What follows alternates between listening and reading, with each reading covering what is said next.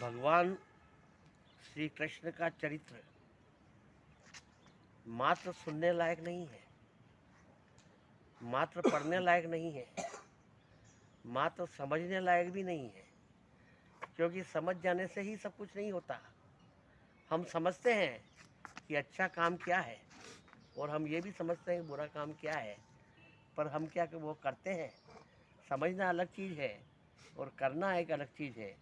इसलिए भगवान श्री कृष्ण के जीवन चरित्र को जीवन में उतारना बहुत आवश्यक है। पढ़ने, सुनने और समझने से काम नहीं चलेगा।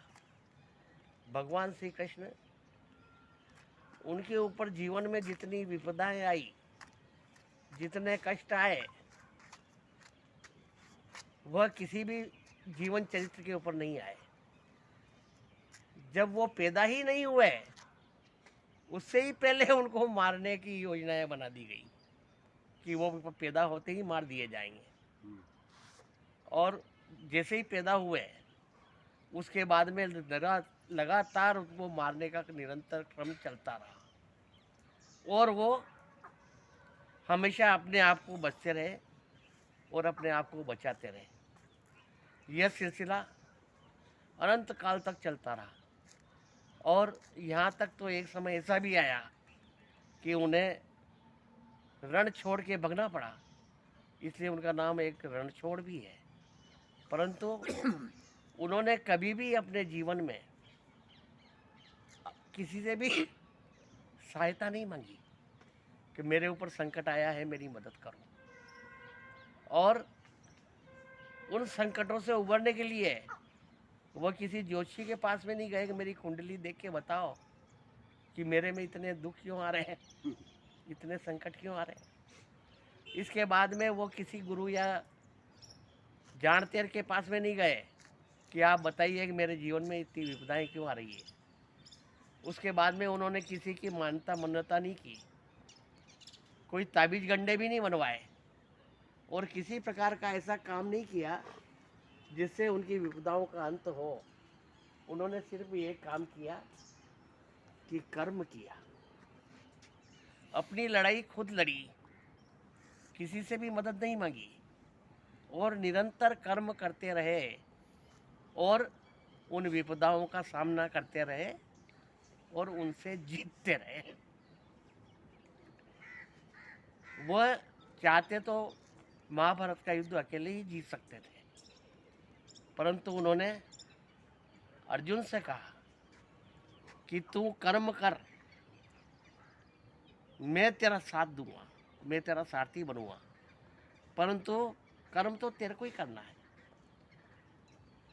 उनका संदेश यही है कि हर व्यक्ति को अपनी लड़ाई खुद लड़ना पड़ती है, कोई किसी का साथ नहीं देता है।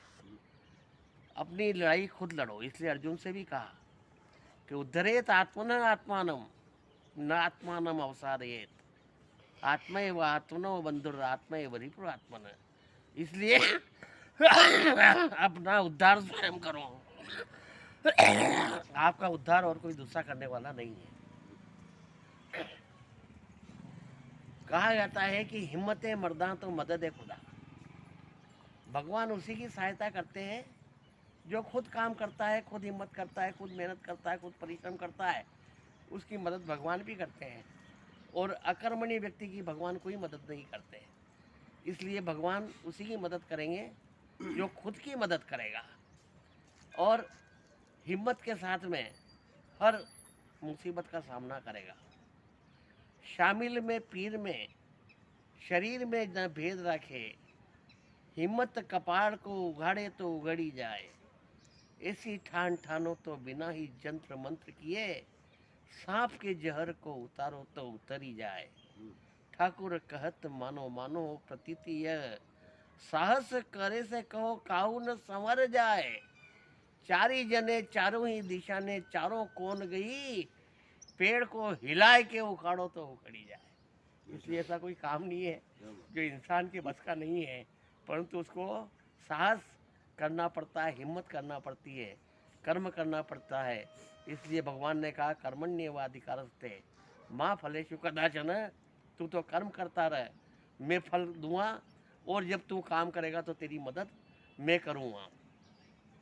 मुस्कानों खुशियों की सौगातें दो, मुस्कानों का व्यापार करो, और मल्लाहों का मुंह मत देखो, तैर के दरिया पार करो। इसलिए हमें किसी नाव की, किसी मल्लाह की प्रतीक्षा किए बिना दरिया को तैर के पार करना है।